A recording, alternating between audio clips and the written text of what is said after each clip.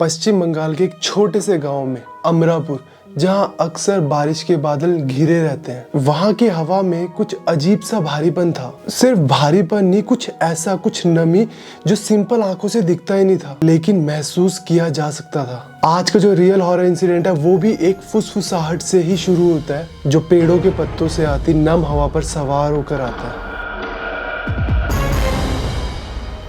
आज का जो हॉरर इंसिडेंट है हमारे साथ हमारे बंगाल के एक सब्सक्राइबर ने शेयर करा है, जिनका नाम है शौर्जित कुंडू। वो बंगाल के एक छोटे से गांव से बिलोंग करते हैं, जिस गांव का नाम है अमरापुर। एंड अमरापुर में गांव में बीचों बीच एक घर था, बहादुर सोनी का घर। उस घर को लोग पहले बहुत उत्सुकता से देखते थे कि वो इतना आकर्षक था। कुछ समय बाद लोग उससे बचने लगे क्योंकि काफी पुराना हो गया था, और एक समय ऐसा आया जब लोग उस घर से डरने लगे। एक अजीब सी नेगेटिविटी, एक अजीब सी वाइब आती थी उस घर से। जो बहादुर सोनी था वो अकेला था, उसके परिवार में और कोई भी नहीं था, और वो कई सालों से शहर में रह रहा था, और कई सालों बाद अब वापस अमरापुर अपने घर पर आया था। अब जैसे ही वो अपने घर पर आया, जो बहादुर सोनी का घर था उसके बगल में एक घर था जो था शर्मा जी का घर। शर्मा जी के घर में शर्मा जी की वाइफ अर्चना और उनकी एक छोटी बेटी रहती थी। बहादुर सोनी के घर के पीछे एक घर था जोशी जी का घर, जिसमें जोशी जी थे, उनकी पत्नी थी सुनीता और एक उनका लड़का था। ये दो फैमिली थी जो बहादुर सोनी के घर के आसपास थी। लोगों का ऐसा मानना था कि जो बहादुर सोनी है वो बहुत विचित्र प्राणी है, वो लोगों से बात नहीं करता, ज़्यादा घुलता मिलता नहीं है, हंसता नहीं है, लोगों से बचता है, और लोगों को भी उससे बड़ी नेगेटिव वाइब आती थी। ऐसा लोगों का मानना भी था। जो इसका घर है उससे ही बहुत नेगेटिव वाइब आती है, कुछ आवाज़ें आती हैं फुसफुसाने की। अब जब बहादुर सोनी वापस अपने घर पर आ गया था, तो जो आसपास के घर वाले लोग थे उनका कहना था कि जो बहादुर सोनी के घर की बालकनी है ना, वहाँ पर कुछ अजीबोगरीब जड़ी बूटियाँ सुखाई हुई होती हैं उसने, जो बहुत अजीब लगती है, और रात को बहुत हल्के साउंड में अजीबोगरीब चीज़ें फुसफुसाने की आवाज़ें आती है। किसी अजीब भाषा में समझ नहीं आता है कि क्या आवाज़ें हैं वो, पर रात को कुछ फुसफुसाने की आवाज़ें आती हैं। अब लोगों को ऐसे रहता था कि इस घर से थोड़ी दूरी बना के रखनी है, और इस पर्सन से भी, सोनी से थोड़ी दूरी बना कर रखनी है। अब कुछ समय बाद चीज़ें बदलने लगी। जो शर्मा जी थे, जो सोनी के घर के बगल वाले घर में रहते थे, उनके घर में ना बड़ी अजीब सी चीज़ें होने लगी। जो शर्मा जी की वाइफ थी अर्चना, वो बहुत खुशमिजाज टाइप की लड़की थी, वो बहुत खुश रहते थे। अचानक से वो एकदम चुप चुप रहने लगे। आंखों में उनकी देखकर ऐसे लगता था एक डर रहता था, एक खालीपन रहता था। उन्होंने हंसना बंद कर दिया था। शर्मा जी जो खुद बहुत बुलंद थे, सबसे दिल धड़ाके से बात करते थे, खुलकर बात करते थे, उन्होंने चुप रहना शुरू कर दिया था। अब जो उनकी बेटी थी वो बिल्कुल नटखट थी, शरारतें करती थी, खेलती थी, उसने भी शांत रहना शुरू कर दिया, और बीच बीच में चिल्लाना शुरू कर दिया कि जब वो रात को सोती है उसको उसके अलमीरा के पास या बेड के पास कोई नाचते हुए नजर आता है, कोई होता है जो नाचता है। ये सुनने में ही कितना स्केरी है कि तुम सोए हुए हो और तुम्हारी आंख खुली, तुम्हें कोई नाचता हुआ नजर आ रहा है, और पलक झपकते कुछ ही समय में वो गायब हो जाता है। अब ये शर्मा जी के परिवार के साथ चल रहा था, बहुत अजीबोगरीब हरकतें। अब ये हरकतें किसी वजह से हो रही है, ये और कंफर्म तब हुई जब बहादुर सोनी के घर के पीछे जो जोशी जी का घर था उसमें भी कुछ अजीबोगरीब हरकतें होने लगी। कुछ ऐसी हरकतें जो उनके परिवार के बिल्कुल विपरीत थी। उनके परिवार में उनकी पत्नी थी सुनीता जोशी जी की, वो भी बहुत खुशमिजाज, सबसे मिलना जुलना और हमेशा काम करते रहना, ऐसे काइंड ऑफ कैरेक्टर था उनका। अब वो लोगों से कम बात करने लगी थी, बाहर जाना उसने बंद कर दिया था, काम काज करना बंद कर दिया था। जो जोशी जी थे उन्होंने भी अपनी पर्सनैलिटी को बिल्कुल चेंज कर दिया था। जहाँ वो लोगों से प्यार से रहते थे, अब सिर्फ लड़ाई झगड़ा ही करते थे लोगों से। उनका बेटा, वो भी सिर्फ एक ही चीज़ दोहराता था कि जब मैं रात को सोता हूँ मुझे कोई नाचते हुए आकृति नजर आती है, और वो कुछ ही देरी में गायब हो जाती है। मुझे नहीं समझ आ रहा।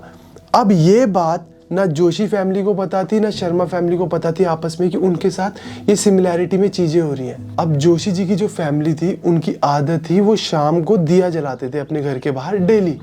तो अब उनके साथ क्या हो रहा था, जब वो दिया जलाते थे तो दिए की जो जोत जलती है वो बिना हवा के भी ऐसे फड़फड़ा रही होती थी जैसे बहुत तेज हवा चल रही है, और ऐसी ऐसी आकृतियां बनाती थी वो आग कि डर लगता था उन आकृतियों से। कभी किसी भूत की, कभी किसी लेडी की, अजीब अजीब सी, जैसे हम बादलों को देखकर इमेजिन करते ना कि यार ये कुछ आकृति बन रही है, वैसी आग को देखकर लगता था यार इसने कोई आकृति बनाई, और डर लगता था उन चीज़ों को देखकर। अब एक शाम क्या होता है, जो जोशी जी के वाइफ थे सविता जी, वो बाहर आते हैं गेट के पास और वो देखते हैं कि जो फर्श है उनका, वहाँ पर ना सिंदूर से किसी ने कोई आकृति बनाई हुई है, कोई सर्कुलर टाइप की चीज़ बनाई हुई है और घुमावदार चीज़ है, उसके बीच में आँख बनाई हुई है। अब जो जोशी जी की वाइफ होती है वो आते हैं, पानी डालते हैं, उसे मिटाने की कोशिश करते हैं, बट सिंदूर से जो भी वो आकृति बनी हुई थी वो ऐसे बनी हुई थी कि मानो फर्श के अंदर है, वो साफ ही नहीं हो रही थी। वो जोशी जी को बुलाते हैं उनकी वाइफ और बोलते हैं कि ये क्या हुआ, तुम देखो ये ठीक नहीं हो रहा, मुझे बताओ इसको कैसे हटाएं, बहुत गंदा लग रहा है, डर लग रहा है। जोशी जी आते हैं, वो बोलते हैं पर उनका सिर्फ मुंह हिल रहा होता है, उनके मुंह से कोई आवाज़ ही नहीं आती। और असली डर तब शुरू होता है जब वो 1-2 मिनट बाद किसी अजीब अज्ञात भाषा में कुछ भी बोलना शुरू कर देते। एक ऐसी भाषा जो ना बांग्ला थी, ना हिंदी थी, ना इंग्लिश थी, वो एक ऐसी भाषा थी जो वहाँ का कोई भी ग्रामीण, कोई भी जो विलेजर था जानता ही नहीं था वो भाषा, किसी को आइडिया नहीं था कि क्या भाषा है। उन्होंने कुछ अजीब भाषा में बोला और जोशी जी की वाइफ इतना डर गए कि उन्होंने बस वहाँ से जाने ही सही समझा और वो चले गए। बाद में उन्होंने अपने पति को देखा कि वो भी शांत हो गए। अब इन दोनों फैमिलीज के साथ क्या हो रहा था, कभी ये पोजेस्ड हो रहे थे तो उस टाइम पर इन्हें समझ ही नहीं आ रहा था ये कर क्या रहे, कभी ये नॉर्मल रह रहे थे, तब इनको ऐसा लगता था कि हम थक गए, हमने ये देखा, हमारे साथ क्या हो रहा है, ये सब कुछ। अब पहले जो जोशी जी की फैमिली में जो सरिता जी थे वो घुलने मिलने वाले लोग थे, तो वो शर्मा जी की वाइफ जो थे अर्चना, उनसे भी घुलते मिलते रहते थे। तो एक दिन उन्हीं से मिल रहे थे और आपस में बात करते हुए वो बोलते हैं यार कि हमारे साथ ना बहुत अजीब हो रहा है, हमें ना ऐसा लग रहा है कि हम किसी के कंट्रोल में है, हमारी एक्टिविटीज़ पर ही मतलब वश ही नहीं, ऐसा लगता है कि कोई हमें ना कंट्रोल कर रहा है। अब शर्मा जी की वाइफ इतने में बोलती है, भाई सेम हमारे परिवार में भी ऐसा ही हो रहा है, कभी मैं अपने पति को देखती हूँ तो मुझे ऐसा लगता है ये कोई और ही आदमी है, कभी मैं उनको देखती हूँ कि फर्श पर बैठे हुए कुछ अजीब ही भाषा में मंत्र बोल रहे हैं, और पूछो तो बोलते हैं कि मुझे नहीं पता मैंने क्या बोला। और इतने में सरिता बोलती कि मेरे घर में भी सेम, एक दिन इसके पापा कुछ अलग ही भाषा में बोलने लग गए कि समझ ही नहीं आया। और अर्चना बोलती है कि मुझे भी ऐसा लगता है कि मेरे अंदर से कोई चीज़ खींची जा रही है, मेरी आत्मा निकाली जा रही है, मैं बची नहीं, खोखलापन सा हो गया।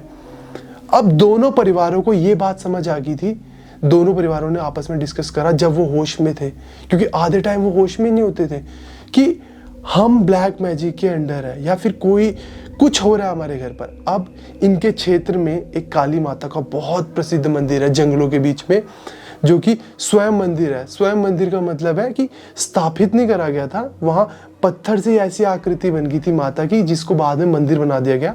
वहाँ एक पुजारी बैठते हैं मुरारी जी, तो वो काली माता का कहते हैं शक्ति मंदिर है, उस मंदिर को काली माता मंदिर और शक्ति मंदिर दोनों कहा जाता है। तो वहाँ पर इन सब चीज़ों का निवारण होता है, सबको पता था।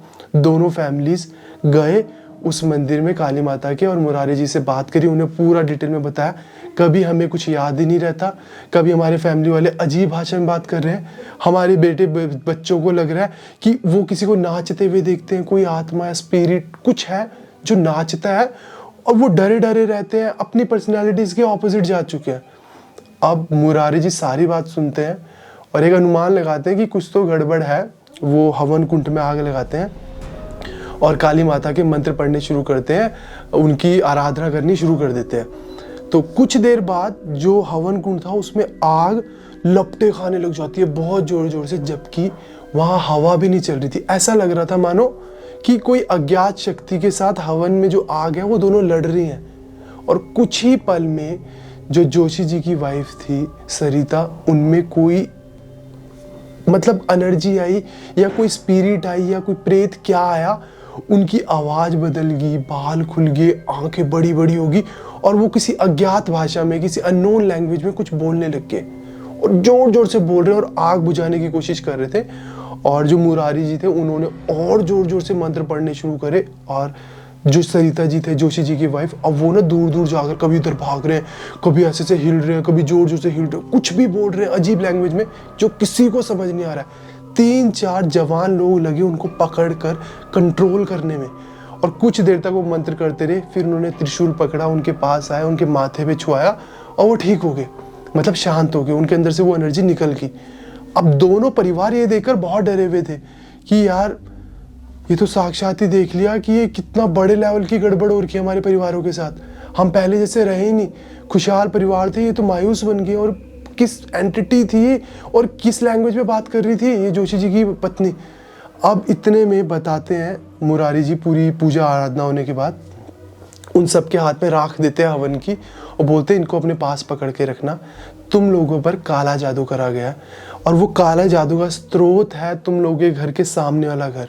तो उन्होंने कहा बहादुर सोनी, तो उन्होंने कहा हो सकता है जो तुम लोगों के घर के सामने, क्योंकि हर लोगों को ऐसा मानना था ये जो बहादुर सोनी है वो एक नॉर्मल पर्सन नहीं है, वो अजीब है, विचित्र है, उसका घर हॉन्टेड है। तो उन पंडित जी ने बताया कि उस घर से ब्लैक मैजिक करा गया है, किसी प्रेत, किसी राक्षस, किसी पिशाच के साथ एक समझौता करा गया है कि उसको शक्ति मिलेगी एक इंसान की और आत्मा मिलेगी खाने को, तुम लोग मर जाओगे बीमारी से। वो लोग पीले पड़ने शुरू हो चुके थे, उनको नाक से खून आता था शाम को, ये एक्टिविटीज उनके साथ डेली होती थी। उन लोगों ने सिमिलैरिटीज देखी कि उस परिवार में भी यही हो रहा है, उस परिवार में भी यही हो रहा है। शाम के समय नाक से खून आता था और हल्के हल्के पीले पड़ने लगे थे सब। अब जब मुरारी जी ने सब कुछ बताया कि समझौता करा हुआ है किसी पिशाच से कि तुम लोगों की आत्मा जाएगी, तुम लोगों की शक्ति जाएगी, अब इसको तोड़ना होगा, उस स्रोत को ख़त्म करना होगा, वो जो भी ब्लैक मैजिक जिस स्रोत से हो रहा है। तो उन्होंने कहा कि मैं कल आऊँगा आप लोगों के गांव में और मैं निवारण करूँगा इस चीज़ का, पर तुम लोग तब तक इस राख को, पवित्र काली माता की राख को अपने पास रखना। अब वो लोग गांव जाते हैं, वो गांव में सब लोगों को बुला लेते हैं, जो दो परिवार थे ना, शर्मा जी का परिवार, जोशी जी का परिवार, वो गांव में सरपंच, उन सबको बुला लेते हैं और बताते हैं कि ब्लैक मैजिक करा हुआ इस इंसान ने, हमें बताया पंडित जी ने, इसके घर में जाने तलाशी लेनी है। वो बहादुर सोनी के घर में जाते हैं और बहादुर सोनी घर में ही नहीं होता, वो उसके घर की तलाशी करते हैं, इधर उधर सामान देखते हैं, उनको अजीब अजीब चीज़ें मिलती हैं, सूखी जड़ी बूटियों के पत्ते, सूखा खून, अब वो खून था, सिंदूर था, पता नहीं क्या था, हड्डियाँ, पीसी हुई हड्डियाँ, साबुत हड्डियाँ, ये सब चीज़ें मिलती हैं। एक रूम था जो लॉक्ड था, उस रूम को खोलते हैं, उस रूम के अंदर एक आकृति बनाई हुई है सिंदूर से, अब खून से है सिंदूर से पता नहीं, उसके अंदर शर्मा जी के परिवार की फ़ोटो है और जोशी जी के परिवार की फ़ोटो, और जो कि पीली पड़ चुकी है काफ़ी हद तक, जैसे ये लोग हो चुके हैं रियल लाइफ में पीले से। बहादुर सोनी दिखाई नहीं, कहाँ गया, कहाँ था, कुछ नहीं पता। कुछ समय बाद मुरारी जी भी आते हैं, गंगा जल छिड़कते हैं, जो भी काला जादू कर रहा था उसको तोड़ते हैं, एक पूजा का आरंभ करते हैं, उस पूजा में बैठते हैं दोनों परिवार, पूरी की पूरी विधि के साथ वो करते हैं पूरी की पूरी पूजा और उस काले जादू को तोड़ते हैं और दोनों के दोनों परिवारों को बोलते हैं कि अब आप लोग सुरक्षित हो, आप लोग सही हो, आप लोगों की आत्मा आप लोगों के पास रहेगी, काला जादू तोड़ दिया गया। और कुछ समय बाद, 1-1.5 महीने बाद, दोनों परिवार फिर से ठीक हो गए और जो बहादुर सोनी था वो कहाँ गया किसी को पता ही नहीं। अब आधे लोग गांव के कहते हैं कि जिस पिशाच से उसने समझौता करा था शक्ति और आत्मा का देने का, और बदले में उसको मिलेगी पावर, नेम, फेम, ये सब कुछ, क्योंकि वो अकेलेपन से जूझ रहा था, शहर में अकेला था, गांव में अकेला था, कोई उसके साथ परिवार वाला कोई भी नहीं था।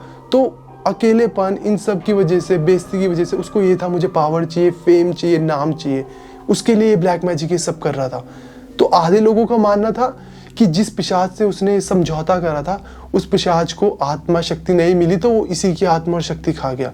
कुछ लोगों ने कहा वो भाग गया, कुछ लोगों ने कहा जो ब्लैक मैजिक है इसका कर्ज उल्टा पड़ता है, जो सक्सेसफुल ना हो पाए वो मर गया है। कुछ लोगों का मानना है कि वो पोजेस हो चुका है, वो निकल चुका है। मतलब असल में क्या हुआ किसी को नहीं पता। वो घर आज भी खुला है, ऐसा नहीं है कि जो बहादुर सोनी का घर था वो बंद है। मेन गेट भी खुला हुआ है, कुंडी सी लगी हुई है, दरवाजे अंदर खुले हुए, सब वैसे का वैसा है। और अब लोगों का ऐसा ही मानना है कि अभी भी कभी कभार उस घर के आसपास ना ठंडा फील होता है, एक स्मेल आती है, ऐसा फील होता है कि फुसफुसाने की आवाज़ आती है और लोग उस घर से दूरी बना कर रखते हैं। पर बहादुर सोनी कहाँ गया, कहाँ है, किसी को कुछ पता नहीं है। शर्मा फैमिली, जोशी फैमिली दोनों ठीक है, उन्होंने अलग अलग जगह पे प्लॉट भी ले लिया और अलग अलग जगह पे उसी गांव के अपने घर बनाना शुरू करा है कि इस घर की दूरी से हम दूसरे एरिया पे पहुंच जाएंगे, इस घर के आसपास नहीं रहना है हमें, क्योंकि हंसता खेलता परिवार सारा खत्म हो गया था। तो ब्लैक मैजिक एक ऐसी चीज़ है कि जो कुछ भी कर सकती है। उस पर्सन ने कुछ चीज़ों को पाने के लिए किसी पिशाच को, किसी आदमी की आत्मा और शक्ति भेज दी कि एक समय तक वो निचोड़े जाएंगे और डरेंगे और उनमें से वो हल्की हल्की चीज निकलती जाएगी, आत्मा, शक्ति, और वो खोखले हो जाएंगे। तो ब्लैक मैजिक इस कदर तक लोगों को पागल कर देता है। तो ये स्टोरी थी जो पश्चिम बंगाल की है, जो हमारे साथ हमारे सब्सक्राइबर ने शेयर करी। एंड आप लोगों का क्या ओपिनियन है इस इंसिडेंट के बारे में, मुझे ज़रूर बताना। एंड अगर आप लोगों के पास भी ऐसे ट्रू हॉरर रियल इंसिडेंट है जो अलग है, जो आप लोगों को लगता है सबके साथ शेयर होने चाहिए, तो ये रही मेरी जीमेल आईडी, यहाँ शेयर करो, मैं रीड करूँगा एंड ट्राई करूँगा कि आप सबके साथ यहाँ शेयर करो। तो मिलते हैं नेक्स्ट हॉरर स्टोरी टाइम में, तब तक के लिए बाय बाय, टेक केयर।